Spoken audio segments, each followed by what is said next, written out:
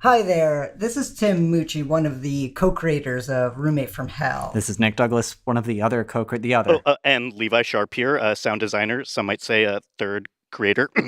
I was totally invited to this and absolutely in the same room. Anyway, we wanted to thank you very much for listening to season one of Roommate from Hell. Yeah, it really means a lot. It was a good season. It was like 3 years in the making. It was, yeah. It took a long time. Also, Tim, why do you sound so far away? You totally didn't need an engineer here with you. We're writing season 2 now. We're hard at work. We've got a couple of writers working with us. Yeah. We have Daniel King and Serena, actually, who plays Claire in the show, is on our writing team. Yes, Serena Berman. We have my baby daughter, Peony, doing quality control. Hey, Peony. Yeah, she hates how this is going so far. She's probably wondering where Levi is. She doesn't like bits. She hates bits. It's weird for the daughter of Nick Douglas to hate bits. We're still really tiny, and I think most of you probably found out about the show after this season 1 ended. So thanks so much for listening. Yeah, and if you found it because someone told you about it or you read about it, we would really appreciate it if you shared it with someone else. Right now we are at that stage where, like, people haven't heard of us. Like, if you listen to a lot of audio drama, which I think a lot of you have right now in our current audience, and if you can share in those spaces where you talk about other shows, that's been a big help. And to everyone who has done that, thank you so much. It's really blown up. Just a couple of people covering us has really made a huge difference. That's how, like, really in the beginning we are right now. And we don't have, like, anyone to market this. We're both trying to do it around other jobs. Everyone on our show, like, is doing a lot of other work and trying to piece this together in between. And so we're really proud of what we've been able to put out as something that we're all doing on the side. Absolutely. And the organic growth of the podcast has been really great because we don't do a big push on social media. We do what we can, but we try. We're 3 people and the actors. Yeah. Surprisingly bad at social media for, I think, 2 people who have at one point worked professionally doing social media. Yeah. 3 people. Don't tell the people who paid us money. So please also, like, do the rate and review thing. I don't use Apple Podcasts usually. Shh. Apple is always listening. But when I like a show, I do go and try to rate it 5 stars. What I also really like to do is I use Overcast. So there is a star feature that recommends it at least to your friends who are on the app. Overcast is not paying us for this. Whatever app you're using, if you want to rate it on that, it really, like, right now, we every now and then end up on, like, the comedy charts on Apple because, like, enough people are leaving ratings and reviews. So we really appreciate that. I'm sorry, Peony. Peony is very proud of the podcast as well, as you can hear. Yeah. So here are some of the reviews that we have gotten on iTunes. Sarek Vaster says that we are funny AF. And Sarek Vaster, here is your Roommate from Hell curse. May your children, if you have any, get into only the second best schools.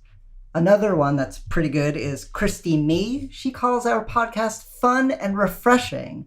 Thank you, Christy. May the boils and plagues we inflict on you be minimal and easily covered with a sweater. Anyway, here is a bonus episode.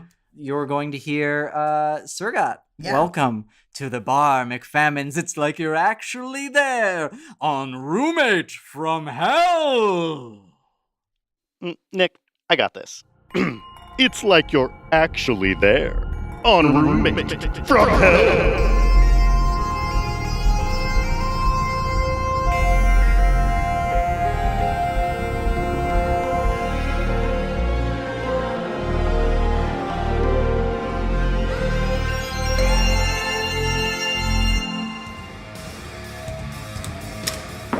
Greetings, fair patron. Hello. Welcome to my famines.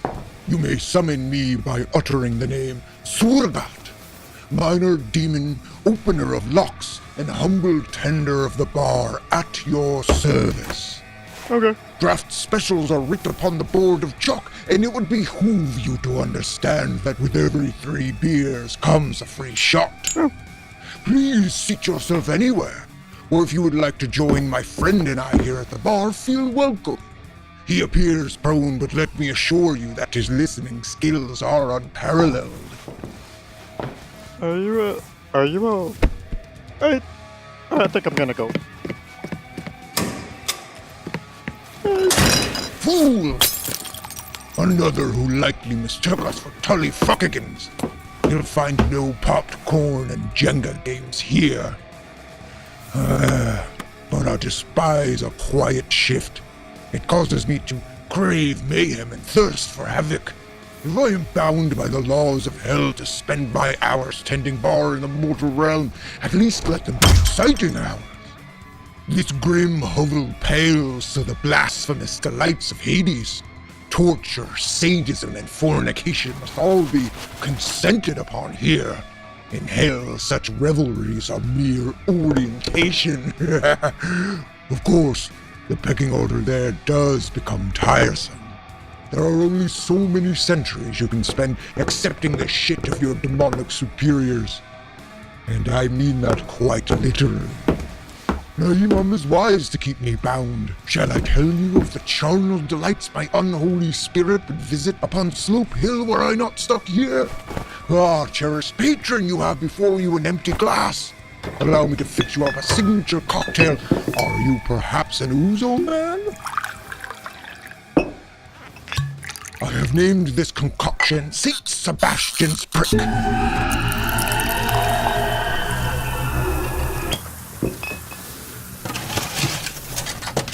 There.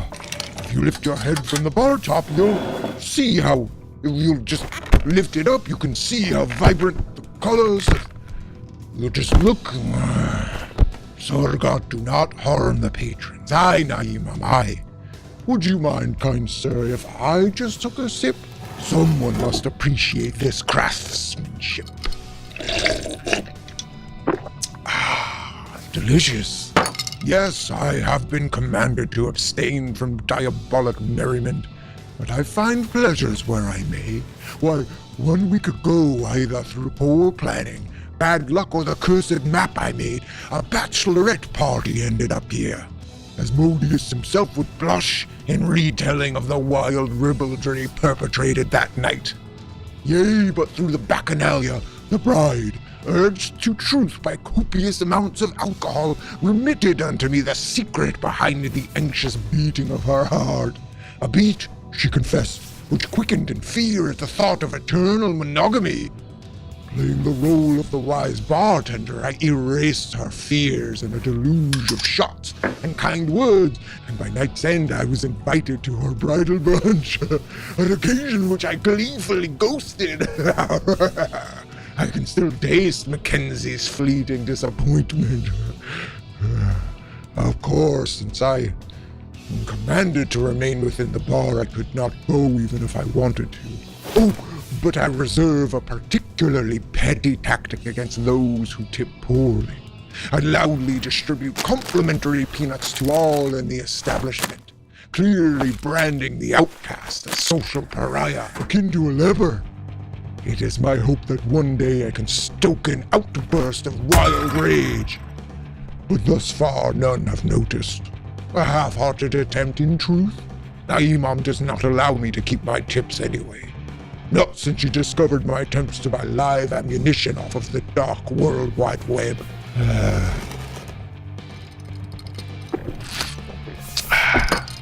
Oh, fuck!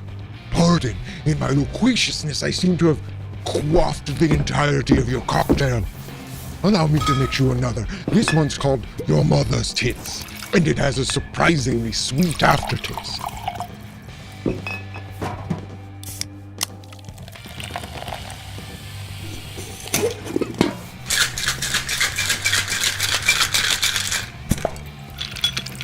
There, between you and me, it had long been my desire to work alongside the mighty Beatrice Blackwing, the first to stand against the tyrant sun in Grassenes. An epic figure in the soul trade, she ascended hell's ladder with astounding immorality. She out-manipulated Mephistopheles, embarrassed Beelzebub, razzed Azazel, and has been purposefully mispronouncing King Payman's name for decades. It angers him terribly. I was quite excited when she summoned me to the mortal realm, and my imagination conjured an orgy of murder and corruption. Well,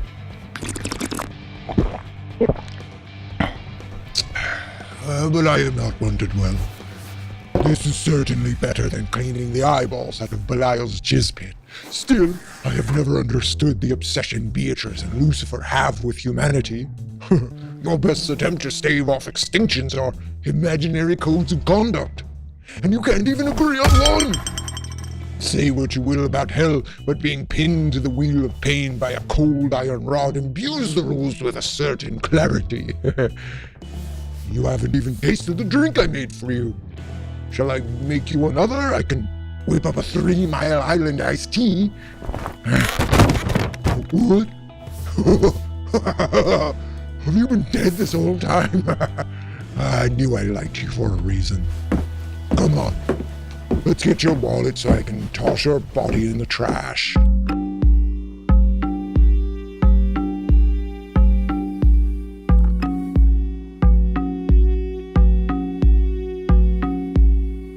That was Roommate from Hell, written and performed by Tim Mucci.